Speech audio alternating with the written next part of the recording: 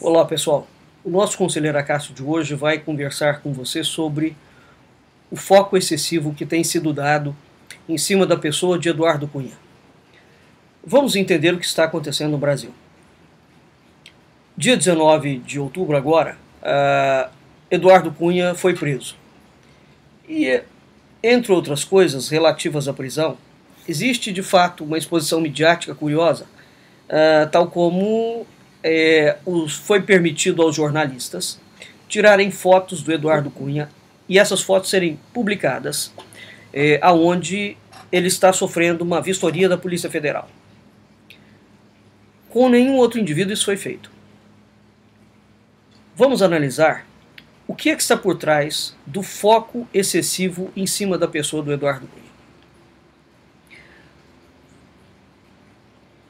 Veja, o foco que é dado em cima da figura do Eduardo Cunha é que o Eduardo Cunha simboliza o protótipo da corrupção, né? O protótipo do político e daquele político comprometido com financiamento empresarial de campanha. E este financiamento empresarial de campanha é que é o resultado, é que é o responsável pela deturpação dos partidos políticos do Brasil e, por conseguinte, da cooptação dos políticos vestais que o Brasil tem.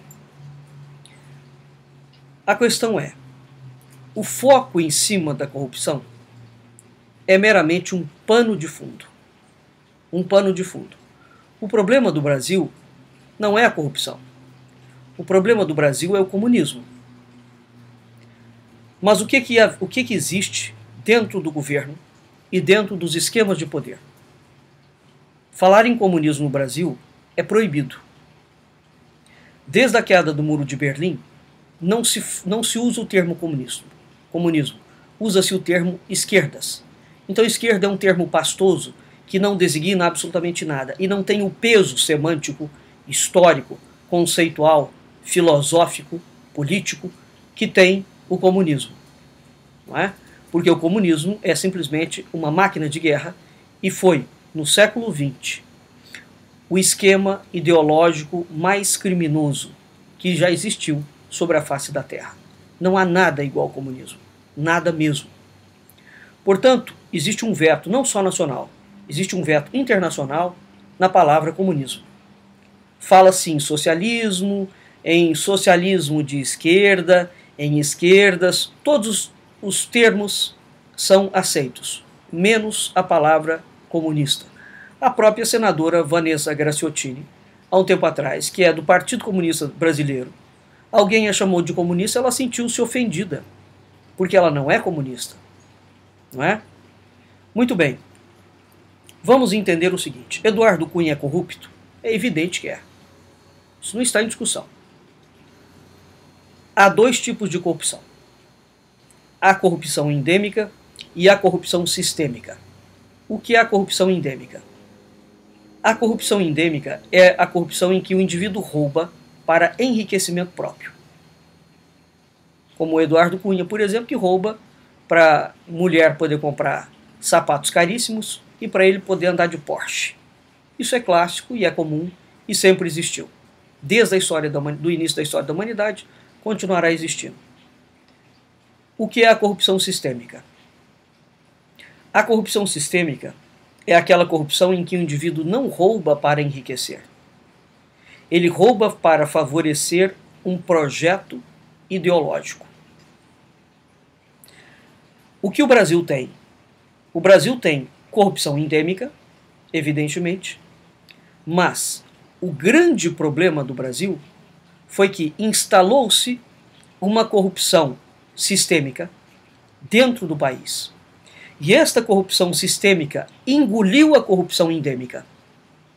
A corrupção sistêmica foi instalada exatamente como meio, como método para financiar, para roubar dinheiro do governo, roubar dinheiro das empresas. É um método oficial de arrancar dinheiro oficial do governo para desviar o projeto eurasiano na América Latina. na América Latina. Na resolução do PT de 2011, que nós vamos discutir hoje à noite, sexta-feira, num hangout, nós mostraremos para você o que consta nesse documento. E nesse documento já consta, o PT tem a total noção de que a América Latina é o grande eixo da esquerda mundial. Portanto, o que eu quero dizer é o seguinte: a corrupção no Brasil não pode mais ser vista como um mero caso de roubo pessoal. Não se trata disso. A corrupção no Brasil é um meio e é um método que o sistema comunista internacional implementou, não foi só no Brasil, não. Isso é um método russo. Esse foi um dos erros que consta que a Rússia espalhou pelo mundo, conforme avisou Nossa Senhora de Fátima em 1917. Foi a Rússia que instaurou a ideia de corrupção sistêmica pelo mundo inteiro. Corrupção endêmica sempre existiu, mas a corrupção sistêmica é um projeto da KGB. Então essa corrupção sistêmica, como o comunismo não é capitalista, então ele não tem como financiar, ele não tem dinheiro. Então ele precisa de buscar dinheiro de fontes oficiais. Eles tomam o Estado, tomam as empresas e começam a tirar o dinheiro dessas localidades, e a partir desse saque oficial, entre aspas, eles vão financiando o comunismo no resto do mundo. O Eduardo Cunha não é o mentor do mensalão, não é o mentor do petrolão, não é favorável, não é castrista, não é bolivariano, não é a favor das Farc, não é membro do Foro de São Paulo. O Eduardo Cunha é um corrupto endêmico, mas ele não é um corrupto sistêmico. Quando o foco do Brasil fica em cima do Eduardo Cunha, que é um corrupto endêmico, na verdade, dispersa-se o foco real, que é o foco do projeto do Foro de São Paulo e do Grupo Eurasiano. O problema do Brasil não é o comunismo. O problema do Brasil não é a corrupção. O problema do Brasil é o comunismo.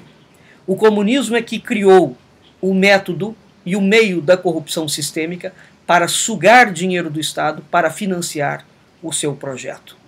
O Eduardo Cunha não faz parte deste projeto. Não faz. Não é?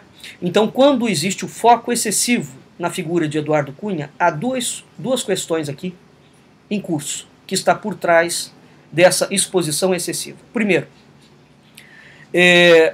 o problema relacionado ao comunismo desaparece, porque é proibido falar do esquema comunista de corrupção internacional.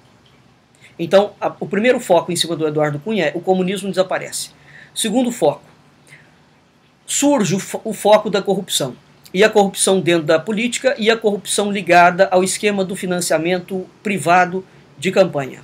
Portanto, eles vão vir depois, como já estão vindo, com o argumento de que, dado que o Brasil é um país que tem muita corrupção, você precisa de fazer uma reforma política e uma reforma, de certa forma, institucional para evitar a corrupção no Brasil. Não, o problema do Brasil não é a corrupção.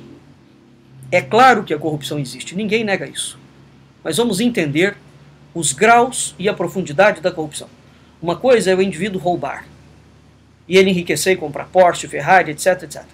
Outra coisa é o indivíduo roubar para um partido, para um projeto de poder, de hegemonia global, que tem como fim preciso, porque é o fim do comunismo, destruir a humanidade. Destruir a humanidade. Este é o objetivo do projeto eurasiano. Destruir a humanidade. Então, o foco em cima da corrupção transforma o caso gravíssimo do comunismo internacional e do projeto eurasiano num mero caso de justiça. Isso significa que a simples justiça resolveria este problema e que a população não tem que se preocupar coisíssima nenhuma. Porque está tudo bem, porque finalmente as instituições estão funcionando impecavelmente e as instituições darão conta elas mesmas de fazerem a asepsia do sistema de corrupção endêmica. Não. as instituições não estão funcionando, as instituições trabalham o tempo inteiro contra o povo, e o problema do Brasil, além da corrupção, é a República. As instituições da República não funcionam porque elas já foram planejadas desde o início da República para dar água. Para dar água. Porque sempre foi o projeto, assim como a maçonaria instaurou o império, passou um determinado tempo, eles tiraram o imperador e implementaram a República, como sempre foi o projeto da maçonaria.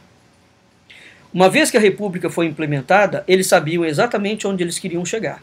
E ao longo desses 100 e poucos anos, eles foram aparelhando sistematicamente o Estado. Sistematicamente. O Brasil teve 7 constituições depois da primeira Constituição do Império.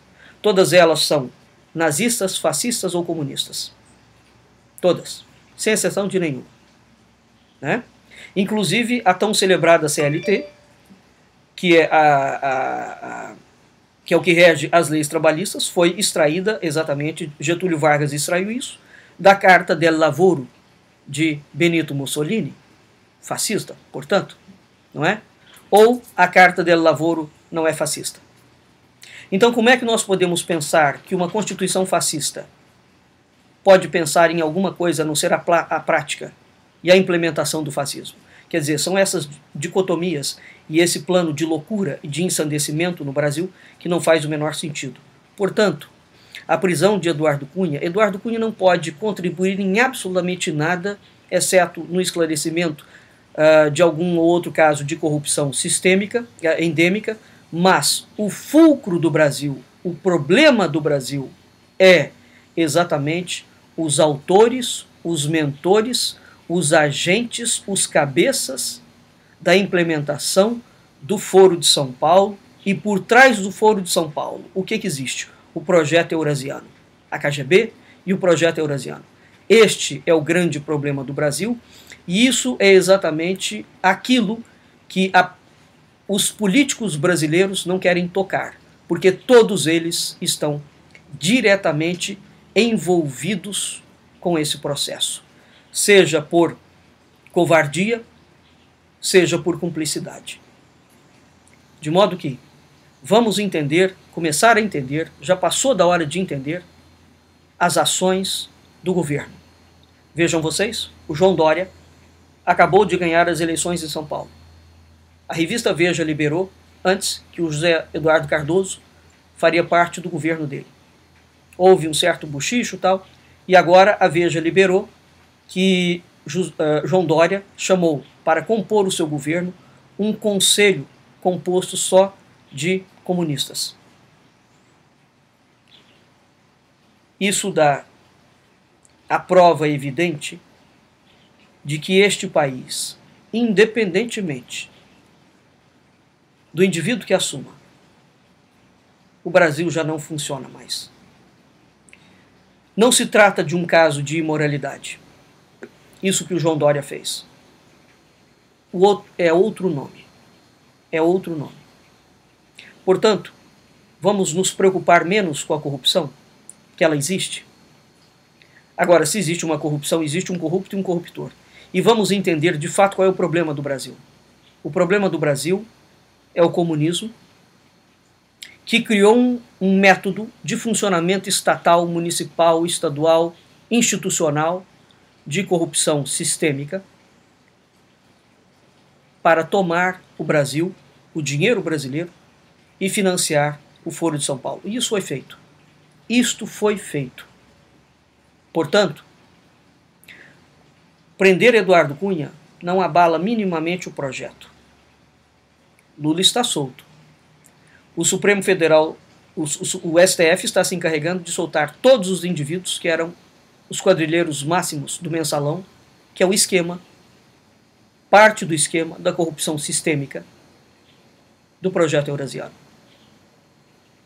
Portanto, enquanto eles prendem Eduardo Cunha, as grandes lideranças da corrupção sistêmica estão soltas. Eis o problema do Brasil, a falta de clareza das coisas, porque as pessoas estão preocupadas com pequenos potãs. A corrupção é um problema? Claro que ela é. Mas entre o corrupto endêmico e o corrupto sistêmico, evidentemente que o corrupto sistêmico é muito pior. Não há comparação. De modo que vamos ficar atentos, porque o que está sendo construído no Brasil, à luz do dia, não é um céu de brigadeiro, não. Muito pelo contrário. Depois do impeachment de Dilma Rousseff, a classe política brasileira se refez com tanta gana e com tanta força que é melhor a população de fato despertar. Até o próximo, Conselheiro Acácio.